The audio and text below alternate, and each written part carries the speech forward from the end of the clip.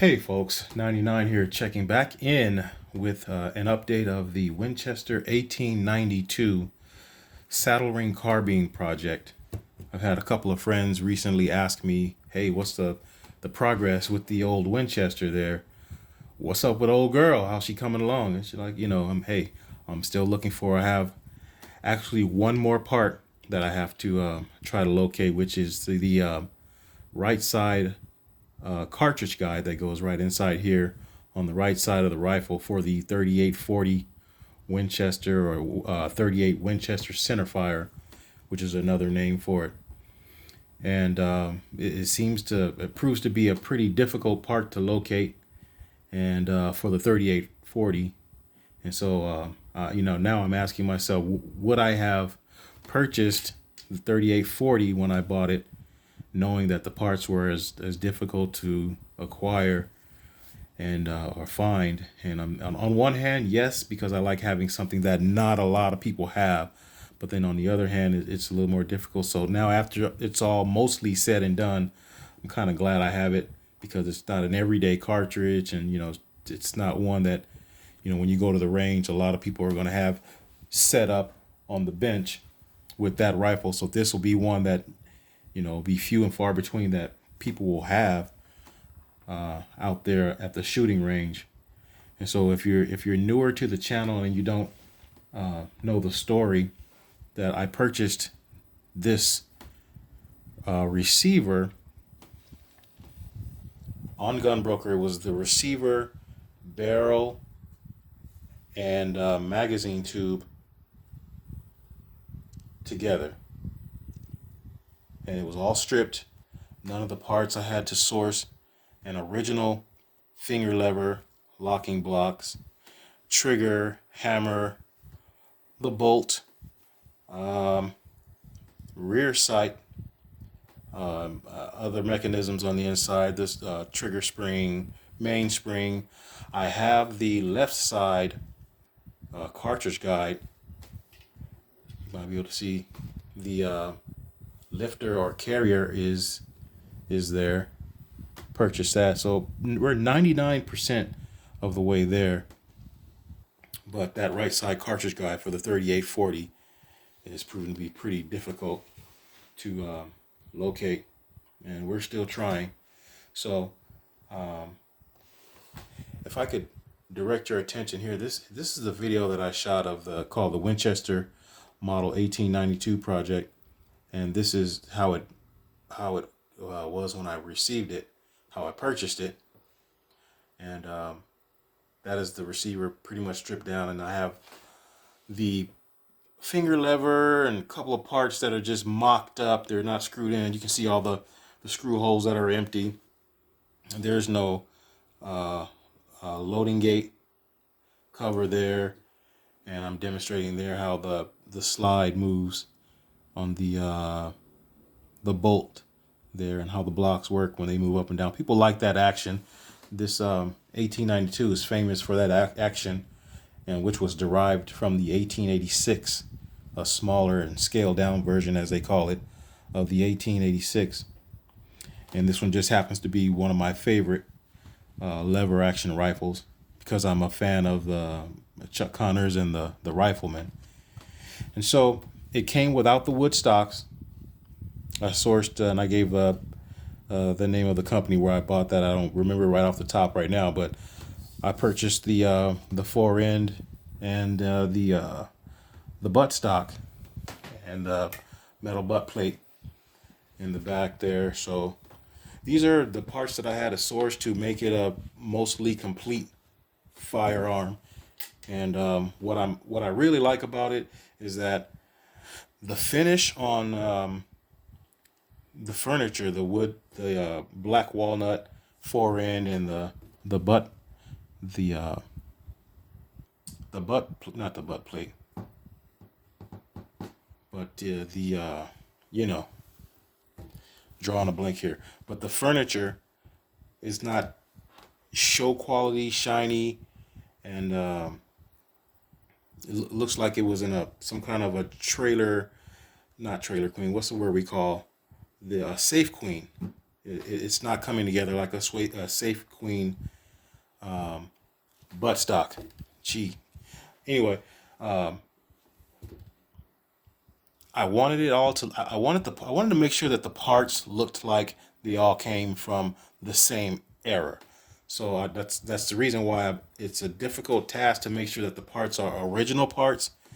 They had to be. It was a must that they were pre-64 parts, and so a lot of these parts from the manufacturer that I got and from the suppliers, they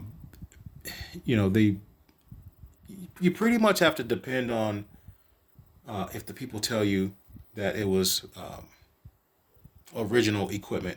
And then once you receive the parts, you can kind of tell if it's an original part, if it's a newer manufactured part, if it's the Japanese made one, which there's nothing wrong with the Japanese parts. I just wanted the original American made U.S. Connecticut made parts for the Winchester 1892. That's what I wanted. I wanted to retain as much of the soul of the rifle as possible. We already had to have new furniture, the buttstock and the forend. So I wanted the internal parts and all the moving parts and all the parts that you see to have as much of the original feel and look as possible. So far that's how that's coming along. And I just got the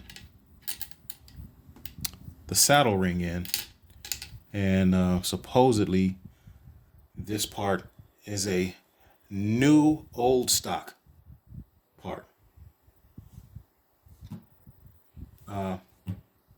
Take it for what it is. How do you prove if if this is a new old stock or if it was original or not?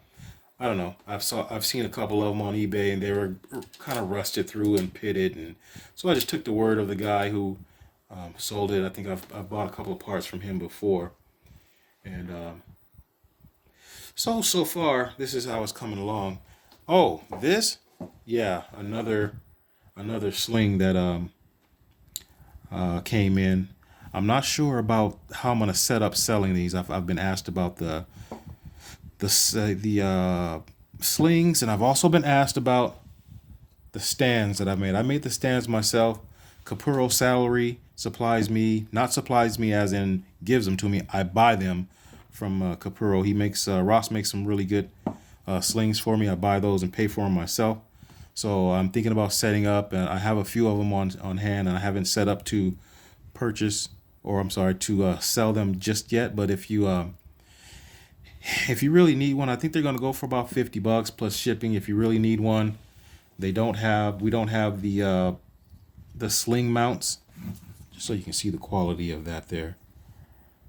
And these are 10 round 357 Magnum 38 Special.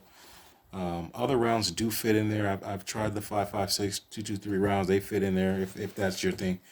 But I had them custom made for the 38 Special and 357 Magnum. So what I'll probably do, and I'll try this out, that's my email address out right there and my PayPal account.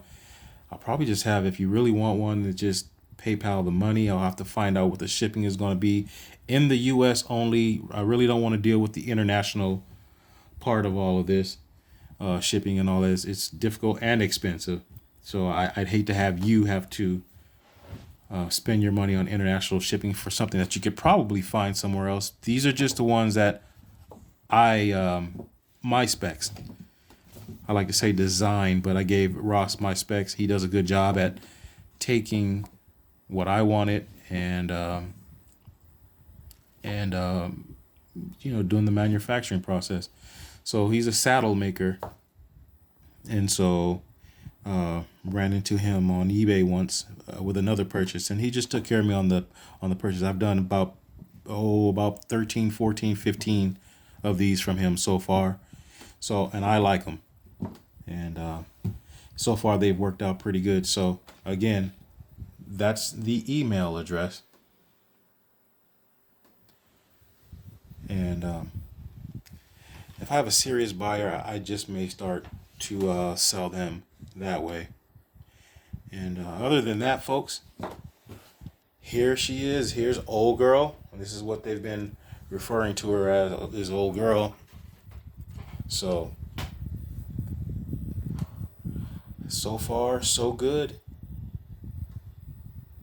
And then I'll have to start looking into the reloading process with the 3840 cartridges. And see how that works out. All right, folks. Once again, I want to say thank you for watching. If you like this content and you want to continue to see the progress on this rifle and the next one that I plan on picking up, yep, I have my mind set on another one, another lever action rifle. But I don't think I'm going to say it just yet, because you might go buy it later. Respect the working class, folks. Thanks.